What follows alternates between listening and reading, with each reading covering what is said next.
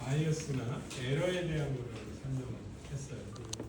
여러분 시험도 봤죠?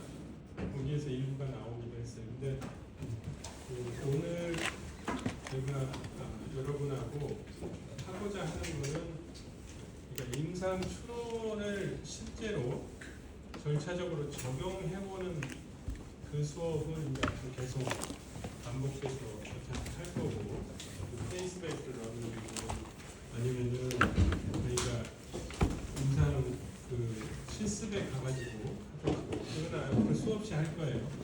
그래서 그보다는 여러분이 PBL 수업 하잖아요. PBL 수업 해요 안 해요?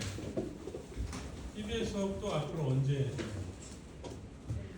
내일 하죠? 그러면은 내일이 첫 번째 세션이에요? 두 번째 세션. 그러면은 첫 번째 세션은 그 다음에 또 언제 해요? 끝났어?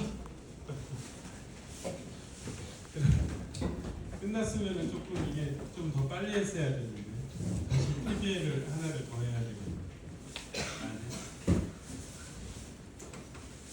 그러면은 여러분이 이제 PBL을 반복적으로 적어도 6개 모듈 이상은 했을 거 아니에요? 그러면은 PBL 수업을 했을 때를 생각하면서 여러분이 들어가는 거예요.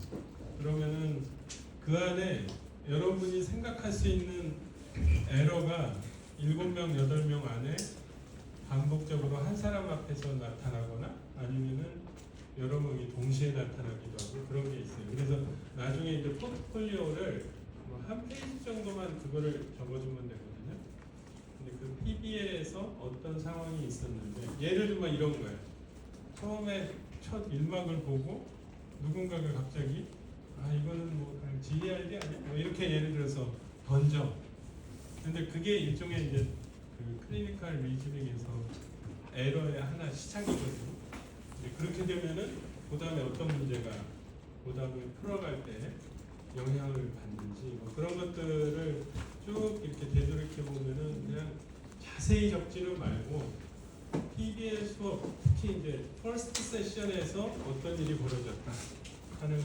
그 다음에 두 번째 세션도 마찬가지. 두 번째 세션에서 자기가 러닝 이슈를 해가지고 오잖아요.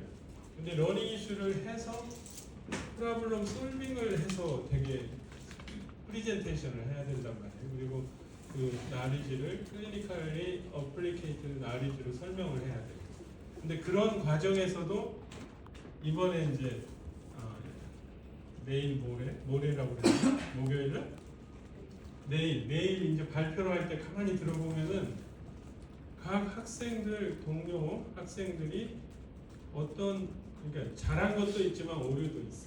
근데 그 중에 이제 그 디시전 메이킹을 해야 되기 때문에 오류가 있는 거예요. 그러면은 내가 예를 들어서 그 비슷한 분야를 가가지고 러닝 이슈를 공부해 보니까 조금 의견이 다른 거예요. 근데 그 다른 이유가 클리니컬 리즈닝에서 에러 때문에 생기는 거예요. 그러면은 지금 이제 이번에 우리가 정리한 거는 그런 에러 중에 내가 경험을 해보니까 비교적 흔한 에러들이 있어요. 그리고 그게 경험이 축적되면서도 잘 고쳐지지 않는 에러들이 많아요. 그리고 여러분들이 가질 수 있는 여러 가지 취약한 상태, 예를 들어서 지금은 그걸 한마디로 포함하면 여러분들이 스스로 인정하기를 나는 초보자야, 경험이 없어 이렇게 생각을 하잖아요. 그러면은 그럴 때일수록 더 조금은 요령껏 가야 되는데 오히려 더 전문가의 추론 스타일을 자꾸 답습을 하려고 하는 거예요. 그러다 보니까 이제 에러가 자꾸 발생이 되는 거예요. 그래서 이번에는 이제 비판적 사고의 원리를 임상 증례에 적용을 할 수 있어야 된다. PBL 케이스 이번에 한 거를 생각해 보세요. 그리고 그 퍼스트 세션을 떠올려 보시고, 그리고 비판적 사고, 그러니까 비판적 사고, 과학적인 사고의 출발은 어쨌든 그 호기심 플러스 퀘스천이에요. 그러면은 그 과정에서 오류 같은 게 있을 수 있다 하는 거를 가정하고 들어가서 이를테면은 해부를 해보자는 거예요. 그리고 문제중심 학습에서 추론과 관련된 오류를 구별하고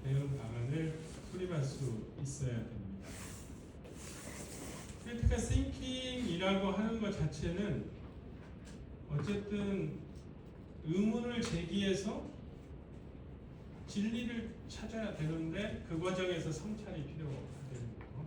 그래서 계속 강조를 했었습니다. 그리고 이 표도 다시 보여드리는 이유가 클리니컬 디시전 메이킹이 꼭대기에 있어요. 근데 기본적으로 크리티컬 싱킹이라는 스킬이 없으면은 여러분이 문제 해결 능력이 있어야 된다. 그 다음에 임상 추론 능력이 있어야 된다. 그 다음에 근거 중심 판단 능력이 있어야 된다.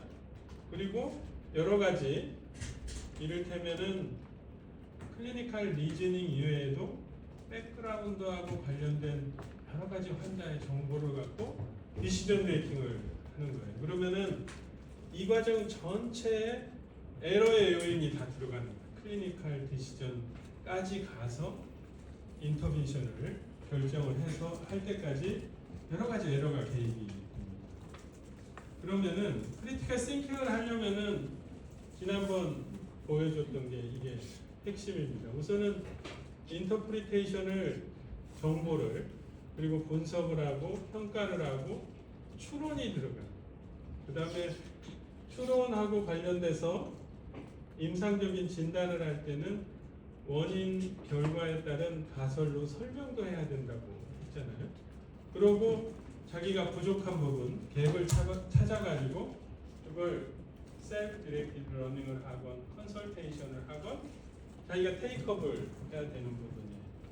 그래서 이제 임상 추론 과정에서 크리티컬 싱킹 부분만 떼놓으면 이건데 마지막 종착역은 클리니컬 디시전 메이킹이 제대로 되어야 돼요. 근데 중요한 거는 왜 에러를 들고 나왔느냐? 의사는 특히 나비스 수준에서는 시행착오로 계속 배웁니다. 그렇기 때문에 독립면허는 4학년 졸업하고 그다음에 시험 보고 나서 주기는 해요. 근데 전공의 과정을 끝날 때까지 자기가 독립진료를 혼자서 보게 하지는 않아요. 물론 이제 전공의 때도 독립진료가 부분적으로 들어가긴 하지만 슈퍼바이즈드 프랙티스를 하게 됩니다. 그동안에는 누군가가 멘터 역할을 하고 프리셉터 역할을 하니까 자기 에러가 커버가 돼요. 그 다음에 팀 어프로치를 하니까 자기 에러가 커버가 돼요. 그러니까 자기가 어느 순간에 내가 완벽으로 변해서 거기서부터는 나를 믿을 만하다. and trustable professional activity라고 그러거든요. 그게 신뢰 가능한, 위임이 가능한 그런 전문직 활동 수준이 되는데 거기까지 도달할 때는 이 과정을 계속 거치게 됩니다. 그래서 이제 크리티컬 싱킹 자체는 애티튜드 나리지, 그러니까 코어 나리지가 꼭 필요합니다. 그 다음에 띵킹 스킬이 필요해요. 근데 그 띵킹 스킬은 거꾸로 얘기하면은 에러를 뒤집어서 보면 돼요. 그래서 이제 임상 의사결정 과정을 보면은 클리니컬 디시전 메이킹 하는 거 가운데 예를 들어서 환자의 정보 중에 가족의 정보가 굉장히 중요해서 항암 치료의 방법을 다일리 선택할 수도 있어요. 연령 때문에 젊은 사람 같으면은 곧바로 위암을 수술을 하는데 91세에서 수술을 안 할 수도 있어요. 그 다음에 실제로 아웃컴 바이어스나 이런 것 때문에 의사가 갖고 있는 요인 때문에 환자 측 요인이 아니니까 그게 우리가 에러에 해당되는 거예요. 그리고 페이션트 팩터 안에는 디지즈도 있고 메디컬 히스토리, 에이지 다 이런 게 포함이 돼 있어요. 그런데 그 안에 또 의사의 요인도 같이 포함이 돼 있어요. 그러니까 자기가 예를 들어서 소아청소년 환자를 볼 때는 결혼을 해서 애를 낳아서 키워보면은 어프로치가 달라요.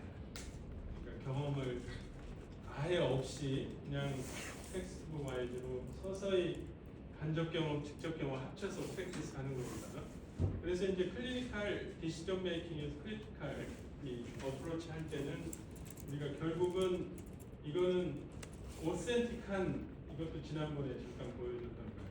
앞으로 이제 크리티컬 싱킹, 클리니컬 리즈닝은 무조건 현장에 있는 케이스를 가지고 직관적 경험을 통해서 해야 된다. 그리고 케이스 베이스 러닝이 자기한테 도움이 안 돼. 왜냐면 자기가 해야 돼. 오히려 CPC라고 해서 클리니컬 패솔로지 컨퍼런스라는 게 있어요. 그러면 케이스를 풀어주고 자기가 팀으로 혹은 혼자서 그걸 다 인터프리테이션 해가지고 결론을 내려요. 그런 정도는 돼야지 자기가 크리티컬 싱킹이 이제 늘어나는 거예요. 그래서 이제 롤플레이 가지고 그냥 뭐 영화 보고 어쩌고 하는 것 같지만, 그래서 이제 이 경험 학습을 통해서 계속 크리티컬 싱킹은 훈련이 계속된다 하는 거예요. 그러면은 여러 가지 그 일반적으로 얘기해도 코그니티브한 면에서 여러 가지 바이어스가 생길 수 있는데 그 중에는 멘탈 스테이투스, 예를 들어서 어떤 사람은 성격상으로 그냥 결론부터 좋아해. 그리고 이를테면은 나는 서전 스타일이야 하면서 뭐 이게 수술할 거야 아니할 거야 이거 먼저 결정을 한다. 그러면은 그 사람의 원래 멘탈 세트가 그렇게 훈련이 되고 반응이 생긴 거예요. 그리고 어떤 응급실에서 했냐, 아니면 중환자실이냐, 아니면 외래에서 굉장히 여유가 있는 상태에서 어큐트 MRI가 찾아왔느냐, 거기에 따라 달라져요. 그래서 이제 그런 것들이 다 감안이 돼가지고 누구도 에러를 피할 수가 없어요. 그리고 지난번에 마지막에 잠깐 보여줬던 그 Thinking, 닥터스 Thinking이라는 그 책에서 가서 보면은 그 사람 굉장히 대가예요. 대가임에도 불구하고 자기가 평생 동안 잊혀지지 않는 케이스들이 있어요. 근데 그게 다 자기 에러로 점철돼가지고 어떤 거는 환자를 진짜 해악을 끼친 그런 것들이 묘사가 되어 있습니다. 우선은 이제 의사 결정, 디시전 메이킹이 꼭대기에 있다고 그랬잖아요. 주제에 대한 지식, 코어나리지가 부족하면은 당연히 어프로치 자체가 안 되죠. 그 다음에 부적절한 거를 정합성이 없이 갖다 맞춰보려면은 그것도 안 되죠. 에피데미올로지를 모르는 건 또 아니고, 그리고 외국의 케이스를 가지고 확률을 그대로 답습하면 안 돼요. 그래서 실제로 우리나라 확률이 어떤 거냐? 예를 들어서 홍역이 발생을 했다 그러면은 홍역은 내부적으로 엔데믹하게 오지를 이제 않는 거예요. 아웃브레이크가 있지 않으면은, 그러면은 밖에서 수입하는 그런 전염병일 수 있단 말이에요. 근데 그 발생 확률이 다른데 엔데믹한 걸로 생각하고 접근을 하면 안 되죠. 그리고 환자하고 신뢰가 상실돼서 정확한 정보를 얻을 수 없고, 잘못된 논리, 로직하지 않으면은 그건 실패하죠. 여러분한테 이제 처음부터 표를 아무리 많이 제공을 해도 본인들이 생략이 되는 경우가 많아요. 그러니까 중요한 것을 끄집어낼 수 없기 때문에. 그 다음에 조기종결 흔하죠. 그리고 그렇된 통합이나 부적절한 통합이 생길 수 있어요. 그래서 지금부터 이제 그 얘기를 하는 거예요. 조기종결은 뭐냐? 충분한 정보 없이 너무 일찍 진단을 확정하는 오류예요. 그게 아까 내가 말한 PD의 첫 시간에 첫 번째 막을 읽고 나서 이게 바로 나타나는 거예요.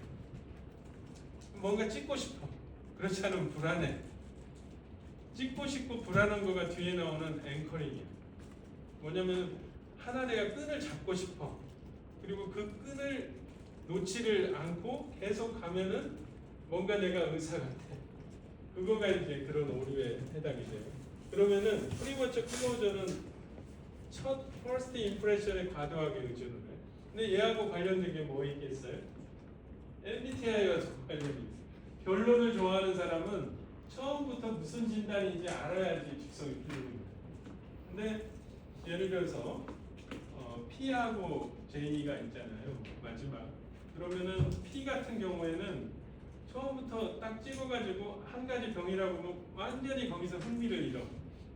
이거는 뭐 벌써 답 나와버렸네 하고는.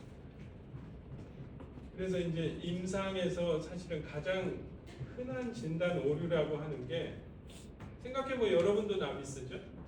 근데 예를 들어서 흉부외과 하는 사람이 엔도크리놀로지에 대해서 나비스잖아요. 자기가 전문의가 되어도. 그래서 이제 흔한 오류예요. 얘가 정착, 앵커링하고 컨퍼메이션, 확인 바이어스하고 합쳐지면은 이제 더 빨라지는 겁니다. 그러니까 이를테면은 진단 하나 가지고 버티다가 아니면 말고 하고 돌아오려고 하는데 이미 환자하고 서로 인터랙션한 시간이 며칠이 지나가지고 너무 많은 비용 투자가 된 상태에서 돌아와야 돼요. 그래서 이제 이거는 아마 뭘 거야 빠른 확신이. 그리고 새 진단 가설이 제시가 되더라도 자기는 그거라고 우기게 된, 우길 만한 근거도 있죠. 왜냐하면은 질병은 스펙트럼입니다.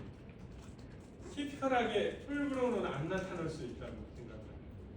그리고 교과서에 보고되지 않은 에이티피컬한 케이스라고 우기기까지 하면서 갈 수 있어요. 아주 흔합니다. 그렇지만 이제 시간 압박이나 이런 피로한 상황, 번아웃 상황에서는 빨리 하나를 하고 싶습니다. 여러분도 아마 마찬가지일 거예요. PBL 빨리 어떻게 해치우고 그러고 시험 공부해야 됩니다. 그러니까 그 상황에서는 뭔가 결론을 빨리 내려고 하는 거죠. 그래서 결과적으로는 오진, 그 다음에 진단의 지연도 될 수 있고, 진단의 지연이 되는 것은 딴 동네에서 맴돌다가 나중에 돌아오는 거죠. 불필요한 검사나 치료를 너무 많이 하게 되는 거죠. 그래서 이제 그 PBL 할 때 미케니즘이라고 해서 일부러 가설의 체크리스트를 적고 가야 된다고 했잖아요. 내가 생각하는 거는 엔도 쪽에 있지만 이건 머스크로스켈레탈일 수도 있고 아니면은 캔서일 수도 있고 네오플라즘 이런 식으로 해서 조금 더 확장시켜야 돼. 가설에 organ 시스템의 작동 기전으로 보면 당연히 확장시키는 게. 그 다음에 역질문을 해야 돼. 아니면 그래서 튜터가 자주 물어보는 거예요.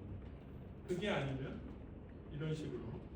그리고 레드 플래기 기존 진단과 맞지 않으면은 환자를 다시 봐야 돼. 히스토리 피지컬을 다시 하는 거는 그렇게 비용이 비싸지 않잖아요. 그 다음에 리플렉션, 성찰, 체크리스트, 그 다음에 팀 디스커션이 그래서 필요합니다. 여러분이 PBL 할 때 8명 중에는 각각이 보는 퍼스펙티브가 달라요. 경험도 다르고 그 다음에 그동안 간접 경험으로 PBL 뿐만이 아니라 케이스를 쭉 정리한 것도 다 달라요. 그래서 이제 지속적인 검증 차원이 같이 들어가지 않으면 프리머처 클로저는 나중에 이제 이상하게 결말이 나는 겁니다. 이것도 지난번에 잠깐 소개는 했어요. 근데 각각이 어떤 거냐 하는 거죠. 그러면 첫 번째가 이용 가능성의 바이어스라고 했잖아요. 여러분들이 지금은 헤마토온콜로지잖아요. 맞죠? 그러면 지금은 그 케이스를 받아들고 소화기를 모듈을 갖다 들이대도 아마도 헤마토온콜로지를 먼저 떠올릴 거예요. 아 이거는 무슨 암의 메타스타시스야. 심지어는 이렇게 생각하고 그러니까 그게 어때서 강렬한 인상을 받았던 케이스는 더 그래요. 그래서 에피데미올로지가 꼭 필요해요. 그러니까 내가 겪었던 맡았던 케이스가 희귀한 케이스면은 그거는 메커니즘 말고는 빨리 잊어버려야 돼요. 평생 그게 따라다니면은 현실로 따져보세요. 자기가 평생에 보는 환자가 1년에 뭐 1000명에서 2000명이라고 해봐요. 그러면 2만 명이야. 10년이면은 그럼 30년이면은 6만 명이야. 10만 명도 안 되잖아요. 근데 10만 명 중에 하나 나올까 말까 하는 병이 있다고. 인시던스가. 그러면 그 병을 흥미롭다고 해서 가서 공부하고 계속 머릿속에 있으면 평생 만날까요?